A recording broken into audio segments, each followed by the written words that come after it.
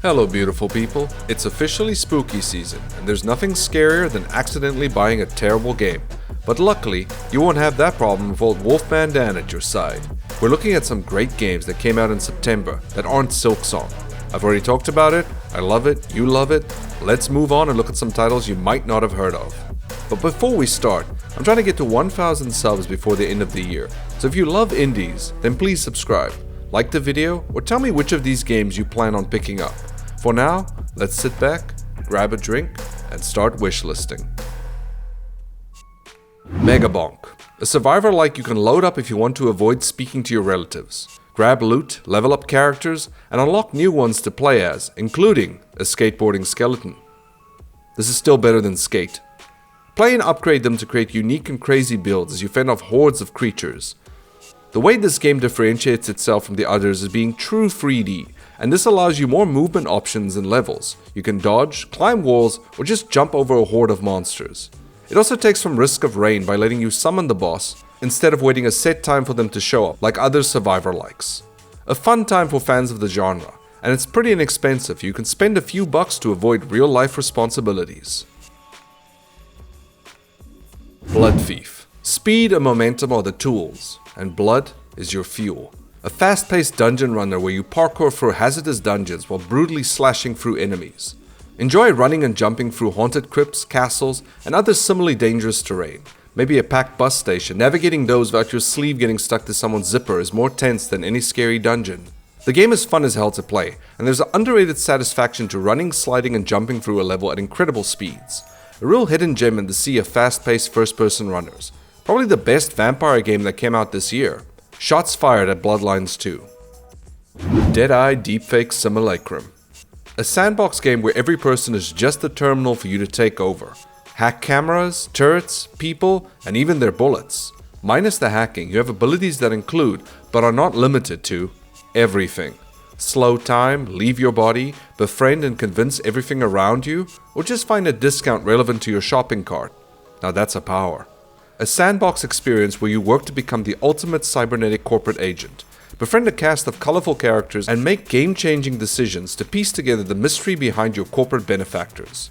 Showing the visuals and describing the game makes me feel insane to try and convince you to play it. But give it a look. You might enjoy blowing up a toilet to kill someone. Easy Delivery Company. A relaxing driving game where the sound of snow falling and the wind blowing will have you feeling so chilled out you might just droop those eyes closed. Oh crap, that's a ramp. Earn a living by delivering packages and then spend some time with the locals to get to know the town better. Take your time delivering the packages, or put the pedal to the metal and get there in record time. Which no one is keeping track of, mind you. Have fun earning minimum wage while driving a truck on loose snow. What's not appealing about that? Deadwire. Remember Deadeye Deepfake Simulacrum? This is like that, but a bit more simplistic and faster. You don't just hack enemies in the environment. You can chain them together to create a domino effect of damage. Chain enemies to take them all out by killing just one, hack turrets to blast your foes, and then have it take itself out after. Combat is fast-paced with a good variety of weapons and grenades to take enemies out quickly before they can react. Once you become the master of chaos, take on time trials, side quests, and chase that sweet high score by using the most creative solutions you can find. It's Hotline Miami meets Deus Ex. Try it if you enjoy the challenge. Hades 2. An amazing roguelite and sequel to one of the best indies of the last few years that I haven't put a second into. As the immortal princess of the underworld, you set out on a giant journey as you take on the Titan of Time. Pick your weapon, choose boons, and grow stronger as you descend deeper into the dungeon. But if you find things too hard and die, don't worry. Just spend a few moments getting to know the varied and interesting cast before heading back down. In the same month as Silksong, this banger also came, and it delivered. Now I promised myself I would finish Silksong before touching this, and I'm still diving into that beast. Let me know if you've played any of them and which one you enjoyed more. But it's time to move on. Mars First Logistics. The Big Red Planet is a giant red sandbox to have fun with. Create your rovers and send them on transport runs to deliver items to various bases around Mars. From building materials, electronics, and even pizza. I hope you like your pizza cold, because it's very cold in space. Completing missions earns you funds and new parts in order to further build your perfect vehicle, until you're eventually able to take to the air.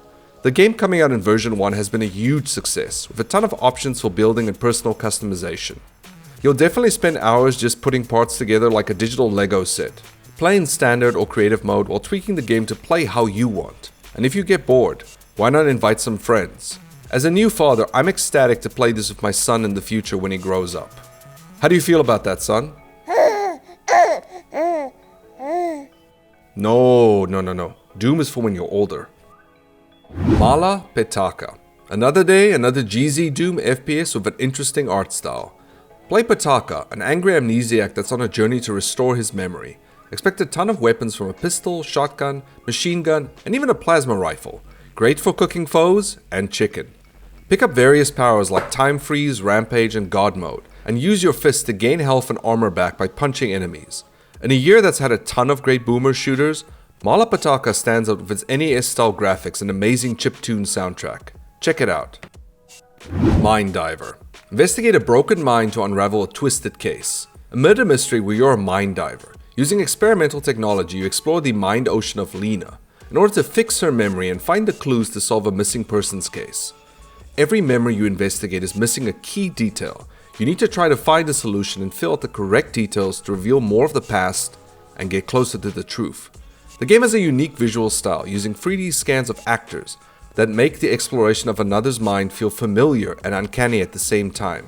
Don't expect a cozy time here, as the game delves into some dark territory, but it's a really compelling mystery and a very interesting presentation. So check it out if you love the game like Obra Dinn. Marisa of Liartop Mountain. A tabletop-styled RPG with dice rolls and fork-in-the-road choices to keep you on your toes. You are Reimu, who has entered the mysterious book to find her friend Marisa. 2025 has really been a year for publisher Alliance Arts, who've been consistently releasing interesting titles this year. While luck is a large part of the story, you can find dice with special properties to help you influence rolls.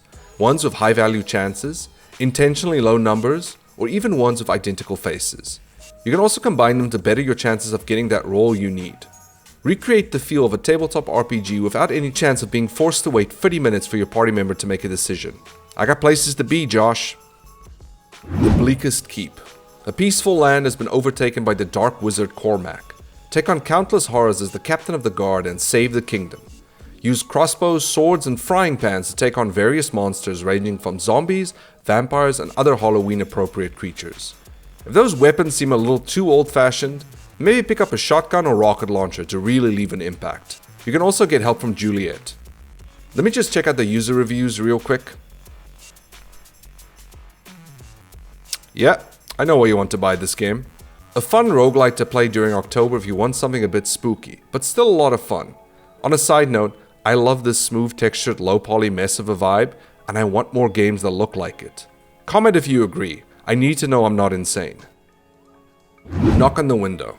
Martin has been given an urgent assignment at work. However, for this he has to go to his boss's house.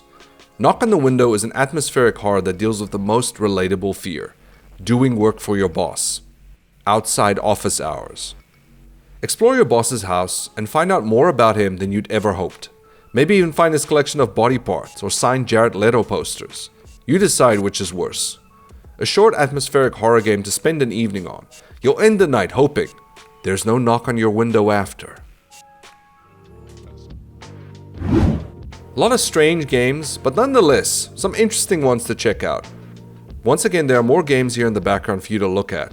The Bleakest Keep really stood out for me and is calling my name hard, and I'm hoping to give it a go soon. What are you planning to wishlist? But for now, thank you for watching, have a great time gaming, and I'll see you all next time. Goodbye.